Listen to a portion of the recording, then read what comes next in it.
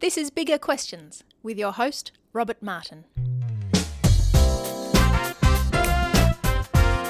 Welcome to Bigger Questions. Today's big question, why fight racism? We're asking today's big question to Bob Zellner. Bob is a leader in the American civil rights movement from the 1960s to today. He is the son and grandson of Ku Klux Klan members, and he risked his life in the fight to achieve the Second Emancipation. His story is the subject of a new film, Son of the South, based on his autobiography, The Wrong Side of Murder Creek. And he joins me now. Bob, welcome to Bigger Questions. Thank you, Rob. I'm very happy to be on Bigger Questions. There are a lot of questions, big ones. There are a lot of questions, and that's my job, is to ask them. So maybe we'll start off with one of the big questions, perhaps, as to start with. Your story begins, in some respects, in the civil rights movement, begins in the 1960s. So can you maybe paint a picture of what life was like in the South of the United States in the early 1960s? Well, in the early 1960s, life in the southern part of the United States was very similar, I think, to the way it must have been right before the American Civil War, because we were faced with a Supreme Court decision that outlawed apartheid. It outlawed segregation in public education. And everybody knew that a lot of other things were going to follow from that. So one of the things that occurred in Alabama and my part of the Deep South was massive, what we call massive resistance. The South just said, no, we don't care what the Supreme Court says. We don't care what the federal government says. So they had a system of what they call interposition. They would break up the United States, and they didn't care about the Union, again, same way as the original Civil War. And they said they would nullify any federal law that required them to do away with the strict apartheid and segregation that we had in public facilities, education, religion, all of those things. And because of that massive resistance, there was a tremendous policing of the white population of the South, so that the white population would be required to have a united front, and any dissent from the united front of segregation and racial hatred would be severely dealt with. So that was the situation that I had. Graduating from high school in Mobile, Alabama in 1957, I went to college in Montgomery, Alabama, and from 1957 to 1961. And that's when George Wallace became the governor of Alabama, and the fight was on. Yeah. Because Montgomery was, in many ways, at the heart of the civil rights movement, or the origins of it, wasn't it, with Rosa Parks?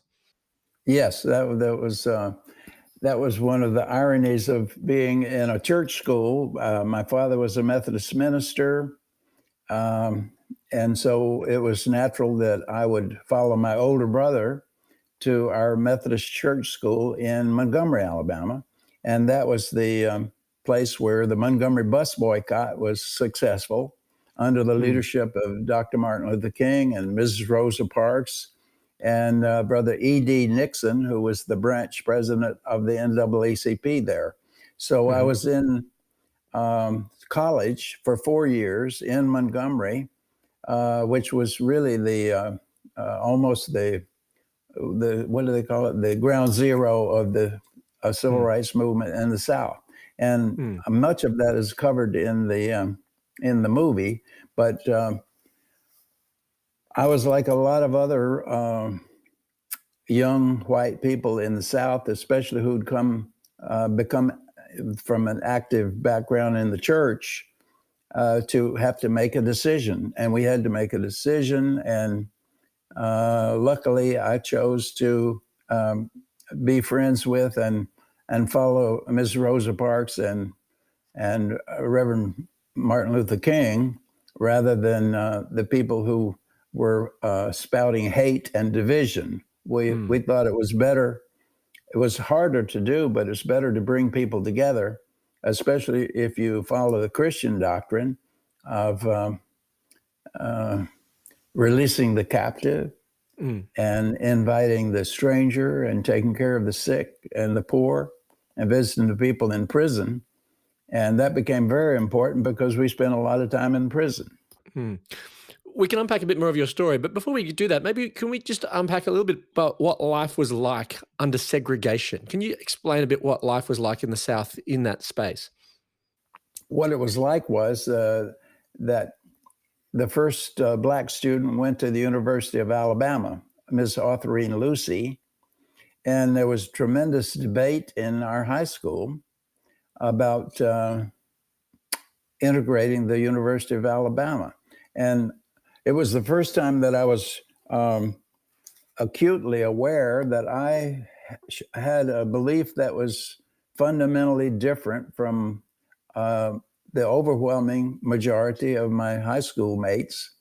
And mostly my belief was shared only by the Methodist youth that were also Mm. in high school. And when I would say that I thought it was a good idea for Autherine Lucy to go to the University of Alabama, most of the students would get very upset and they would say, "Don't let anybody hear you say that." Mm. And I would say, "Well, you heard me say that." And they said, "Yeah, but we know that you're crazy. If you believe anything as strange as integration." I mean, they just thought it was the most outlandish thing in the world that Wow. Yeah. black and white students should go to school together and sit in a classroom like normal people. Mm. That's what it But was you like. also you also had family members involved in the Ku Klux Klan. So what does it mean then to be a Klansman? Well, my father was a Klansman. His father was a Klansman. And what it meant was that you were initiated very early on in your early teens, usually, into some form of violence against people of color. And then you would be accepted into the Ku Klux Klan. And that was just a normal thing for a young person to do, which my father did in Birmingham, Alabama. Birmingham, Alabama Klan is a very vicious Klan, one of the most violent in the South. It's the same Ku Klux Klan that bombed the church on Sunday morning and killed 4 little girls in Sunday school. And that's Mm. the kind of Klan that my father came from. But I was very lucky because my father uh, went to Germany and Europe in the middle 30s. And he went there with Dr. Bob Jones, who was the president of Bob Jones College, which became Bob Jones University, a very fundamentalist Christian, reactionary, backward Klan university. And he was going to go to Europe with the purpose of converting the Jews to be Christians so that the Nazis wouldn't kill them. Right. And I remember asking my father if he had converted any Jews, and he said no, but they converted me. And that so he told me the whole story of his conversion from being a Klansman to becoming a human being and a good Christian. Right. And so that was a good thing for me because I didn't get, as a small child, I didn't get the racial hatred teaching at the foot of my father and my mother. Mm. And my mother's side were of the family. They were not at all enthusiastic about the Ku Klux Klan because she came from a family that was related to the Native Americans in Alabama, the Apalachicola Band of Creek Indians. And her father was also a Methodist minister, but he had opposed the Ku Klux Klan. So at a very early age, I was already involved in this struggle between the dark forces and the forces of light. Wow. So then what was it that particularly stimulated your interest in being involved in the civil rights movement? Well, when I was at Huntingdon, we were assigned a paper. I was in sociology. I was a sociology student, so one of my senior classes was a class in race relations. And we were assigned a paper to write our senior thesis on solutions to the racial problem. And so some of us began to research it, and we came to the conclusion that the racial problem was basically white people, and therefore we needed to learn enough about it so that we could see if we were the problem in race relations, how to fix that. And that's when myself and 4 other students decided to go and interview Dr. Martin Luther King and Mrs. Rosa Parks and Brother E.D. Nixon, the branch president of the NAACP. We were going to interview them for our paper. But our professor said, "You can't do that." And we said, "Why not?" And the professor said, "Because you will be arrested." But being sociologists, young sociologists, our sociological imagination was piqued by the idea that a student could be arrested while doing research for a paper. We did go to interview them, even though the professor said we were not to do so. So we went to an anniversary celebration of the victory of the Montgomery bus boycott. And John Lewis was there, one of the leading students, and they did a nonviolent workshop, and we participated in the workshop. And then Dr. King preached a sermon. It was the first time I heard him preach a sermon in person. And then at the end of the program, Dr. King came over and said to us 5 white students, he said, "The church is surrounded by the police and the press is out there, and they've sent word that the 5 of you will be arrested." And so we said, well, we need to escape. We didn't want to get our school in trouble. We didn't want to get our parents in trouble. And we were very far from being any revolutionaries at that time. And we said, we haven't taken a position. We're just trying to study here. And I remember Reverend Abernathy said, well, I don't know if the police will understand that. But so we arranged that Dr. King would go out the front door and Mrs. Parks and Reverend Abernathy would take us down to the basement. And if the police came around the front, they could open the back door and we could run for it. So that's what we did. But while we were waiting for the signal that Dr. King had pulled the police and the press around to the front, Mrs. Parks touched me on the left elbow and said, "Bob, when you students, you can't study this forever, and something's going to happen that you're going to have to take a side, and not choosing is a choice." So that was a challenge directly from St. Rosa Parks. And if Mrs. Rosa Parks suggested that you get involved, then you'd better be about the business of getting involved. So that was the beginning of my work in the civil rights movement. So Dr. Martin Luther King and Rosa Parks were deeply influential in your involvement in the civil rights movement. Yes, they agreed to become our mentors, and we met with them quite frequently. And I wound up being arrested and serving time with Dr. King in jail in Georgia. So sometimes when I speak to young students, sometimes first, second, and third grade students, and I tell them that I was mentored by Mrs. Rosa Parks, and I was in jail with Martin Luther King. One little third grade boy said, "Did you meet Harriet Tubman or Abraham Lincoln?" And I said, "Well, we were all in the same movement, but they were there much before I was." You're not quite that old. Yeah. So what was it like being in jail with Martin Luther King?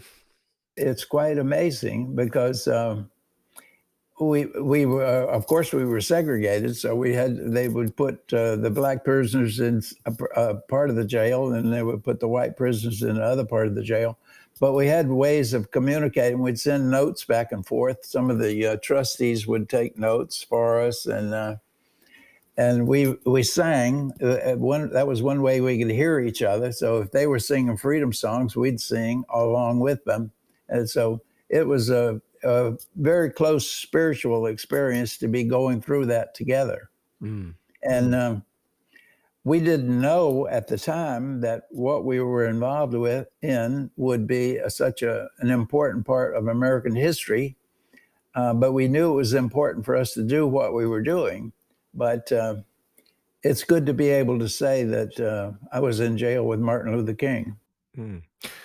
So, but that wasn't the only time you were arrested, though, was it? No,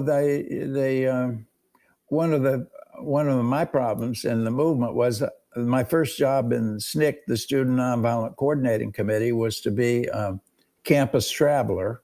So my job was primarily to go to campuses and talk to white students about what's happening in the movement. And so sometimes it was difficult once I got arrested, because it was always in the newspapers. It was all over the Alabama newspapers. And so more or less anywhere I went, I had almost always had police surveillance people following us 24 hours a day. So we'd be arrested in a lot of different places. So I wound up being arrested about 18 times. Wherever I went, they would find some way to arrest me. So why were people so opposed to your work? Well, one of the reasons they were so opposed to the work that I was doing is that I understood it was my responsibility as a white person to do anti-racism work. And usually when I went to a campus, especially if it was a church-related campus, there were always a few students there who were uncomfortable for not having done something about the racial situation. So one of the reasons that they were so concerned about me was that I was being successful in bringing some other white Southerners to dissent, to say we're not in favor of segregation, and we are going to become allies and trustworthy allies of the people of color who are working to get the vote and get integration in public facilities. And the white racists took it as a very dangerous thing, because white people were supposed to have a united front. And if some white people were dissenting, they thought that more would follow. So they were very concerned to come down as hard as they possibly could on any Southern white people who got out of line. Well, Bob, yours is an extraordinarily powerful story, and one which sounds worthy of a movie. And in fact, it has been made into a movie, Son of the South, which is being showing in cinemas all over Australia and New Zealand from Thursday, May 20. If you want more information, you can go to sonofthesouthmovie.com.au. But how did you react when you were approached about making a movie about your story? Well, yeah, it kind of started gradually, because I met Barry Alexander Brown, who was the director of the movie and wrote the script for the movie. And I met him in New York when I was teaching in the university in Long Island. And we were both from Alabama, so we began to share stories about growing up in Alabama. And when I told him of some of my adventures, he's being a movie person, he said, "Oh, I think there might be a movie in this."